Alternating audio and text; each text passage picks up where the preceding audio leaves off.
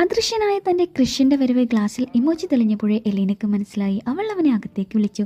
ആളെവിടെയാണെന്നറിയാൻ ഒരു പുതുപ്പമിട്ടു. പക്ഷെ വീണ്ടും പണി കിട്ടി. അവളോടൊപ്പം ഇരുന്നപ്പോഴുണ്ട് അവൻ്റെ പവർ പോകുന്നു. രൂപം പുറത്തു വന്നു തുടങ്ങിയപ്പോൾ അവൻ വേഗം തലയിൽ മുണ്ടിട്ട് പുറത്തേക്കോടി. ഇത്രയുമൊക്കെ ആസ്വദിക്ക് ആളോട് കാര്യങ്ങൾ പറഞ്ഞ് ഇഷ്ടം പറയണമെന്ന് അനിയത്തിക്ക് ഒരേ നിർബന്ധം. അവൻ അവളെ കാണാൻ പോയപ്പോഴുണ്ട് ഒരാൾ അവളെ തട്ടിക്കൊണ്ടു പോകുന്നു. അവൻ മാക്സിമം എതിർത്തുവെങ്കിലും അയാൾ അവളെ കൊണ്ടുപോയി.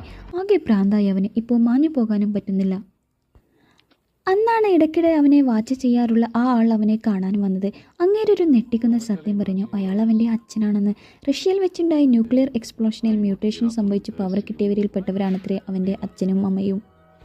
ഗവൺമെൻറ് അവരെ പരീക്ഷണങ്ങൾക്ക് ഉപയോഗിക്കുന്നത് കൊണ്ട് അവർക്കുണ്ടായ കുട്ടിയെ രക്ഷിക്കാൻ വേണ്ടിയുള്ള ശ്രമത്തിൽ അമ്മ മരിച്ചുപോയി. അവനെ കണ്ടെത്തുമെന്ന് പേടിച്ച് അവനെ ദത്ത് കൊടുത്തതായിരുന്നു. അമ്മയുടെ ഓർമ്മയ്ക്ക് അവനൊരു സൂപ്പർ പവർ ഡ്രസ് കൂടെ കൊടുത്തു. പക്ഷേ അവനെ ഒളിപ്പിക്കാൻ ഇത്രയൊക്കെ ശ്രമിച്ചിട്ടും അവനെ തേടി നടക്കുന്നവർ അവൻ്റെ വീട്ടിലെത്തിക്കഴിഞ്ഞിരുന്നു.